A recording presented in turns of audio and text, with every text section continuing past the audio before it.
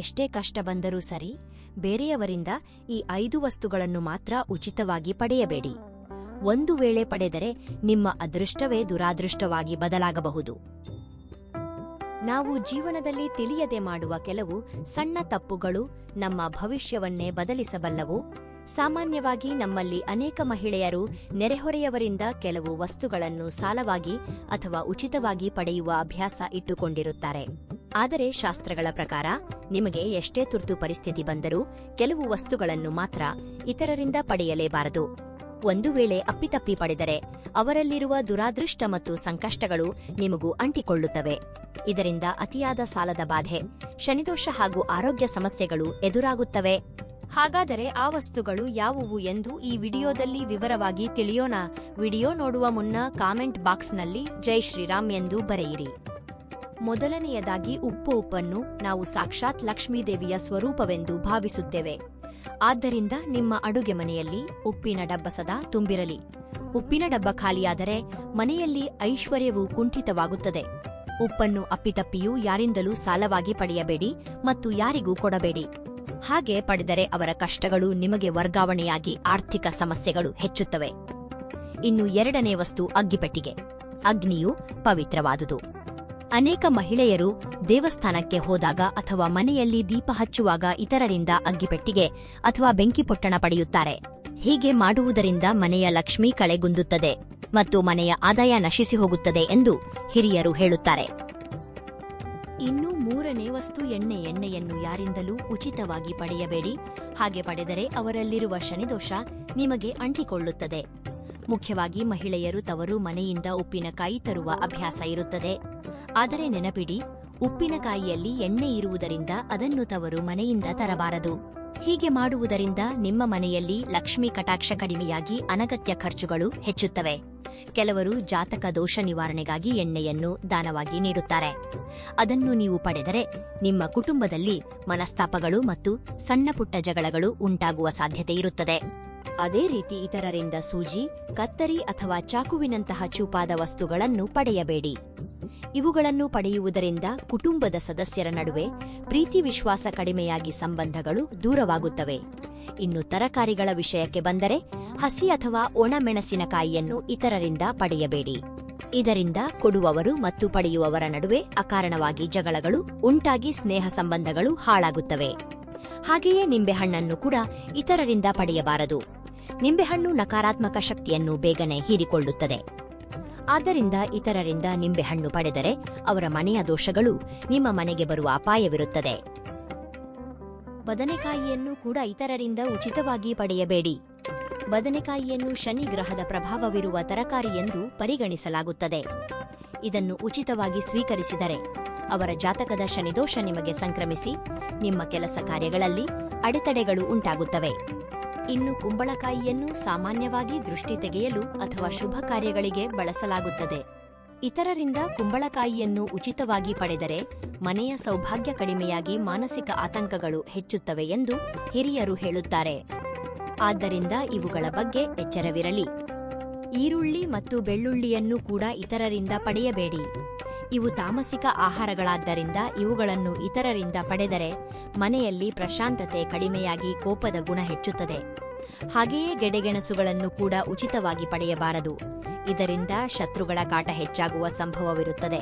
ಕೊತ್ತಂಬರಿ ಸೊಪ್ಪು ಮತ್ತು ಕರಿಬೇವು ಸಣ್ಣ ವಸ್ತುಗಳೇ ಆದರೂ ಇವುಗಳನ್ನು ಪದೇ ಪದೇ ಇತರರಿಂದ ಉಚಿತವಾಗಿ ಪಡೆಯುತ್ತಿದ್ದರೆ ಸಮಾಜದಲ್ಲಿ ನಿಮ್ಮ ಗೌರವ ಪ್ರತಿಷ್ಠೆ ಕಡಿಮೆಯಾಗುತ್ತದೆ. ಇನ್ನು ಅಪ್ಪಿತಪ್ಪಿಯೂ ಇತರರ ಬಾಚಣಿಗೆಯನ್ನು ಬಳಸಬೇಡಿ. ಇದರಿಂದ ಜಾತಕದಲ್ಲಿ ಗುರುಬಲ ಕಡಿಮೆಯಾಗಿ ದುರಾದೃಷ್ಟ ಬೆನ್ನಟ್ಟುತ್ತದೆ. ಅದೇ ರೀತಿ ಇತರರ ಚಪ್ಪಲಿಗಳನ್ನು ಕೂಡ ಧರಿಸಬೇಡಿ. ಯಾರಾದರೂ ನಿಮಗೆ ಹಳೆಯ ಚಪ್ಪಲಿಗಳನ್ನು ಕೊಟ್ಟರೆ ಅಥವಾ ಚಪ್ಪಲಿಯನ್ನು ಉಡುಗೊರೆಯಾಗಿ ನೀಡಿದರೆ ಅದನ್ನು ಸ್ವೀಕರಿಸಬೇಡಿ.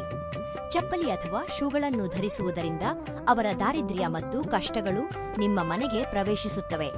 ನಮ್ಮಲ್ಲಿ ಅನೇಕರು ಇತರರು ಬಳಸಿದ ಬಟ್ಟೆಗಳನ್ನು ಧರಿಸುವ ಅಭ್ಯಾಸ ಹೊಂದಿದ್ದಾರೆ. ಆದರೆ ಇದು ತುಂಬಾ ತಪ್ಪು. ಬೇರೆಯವರು ಬಳಸಿದ ಬಟ್ಟೆಗಳಲ್ಲಿ ಅವರ ದೇಹದ ನೆಗೆಟಿವ್ ಎನರ್ಜಿ ಇರುತ್ತದೆ.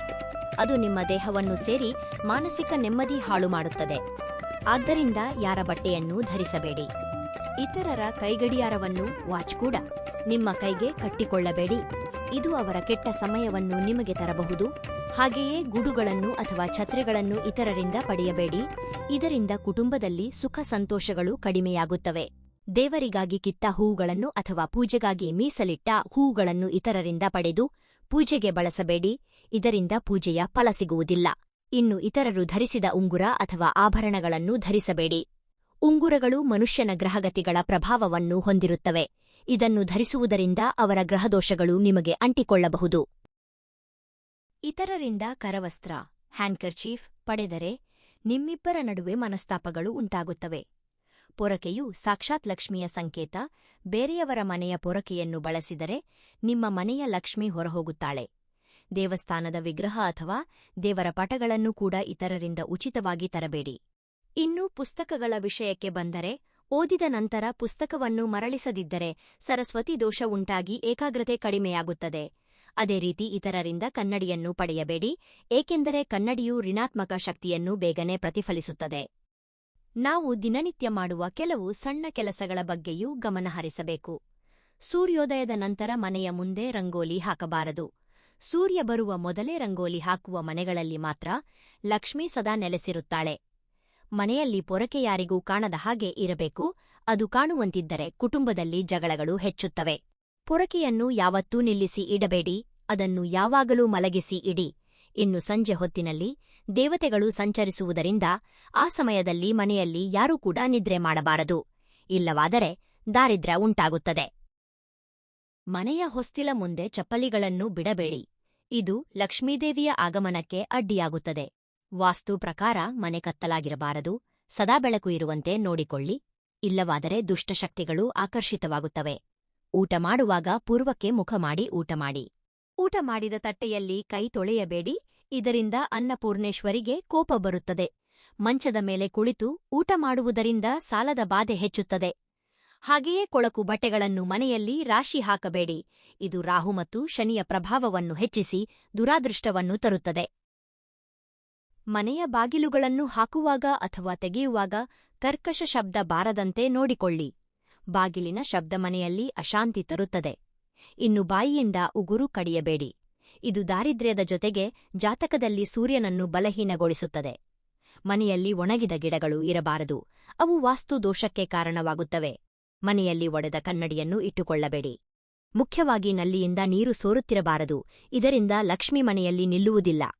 ಇಂತಹ ಸಣ್ಣಪುಟ್ಟ ನಿಯಮಗಳನ್ನು ಪಾಲಿಸಿದರೆ ನಿಮ್ಮ ಮನೆಯಲ್ಲಿ ಸುಖ ಶಾಂತಿ ನೆಲೆಸುತ್ತದೆ. ಈ ಮಾಹಿತಿ ನಿಮಗೆ ಇಷ್ಟವಾಗಿದ್ದರೆ ವಿಡಿಯೋವನ್ನು ಲೈಕ್ ಮಾಡಿ ಮತ್ತು ನಿಮ್ಮ ಆತ್ಮೀಯರೊಂದಿಗೆ ಶೇರ್ ಮಾಡಿ.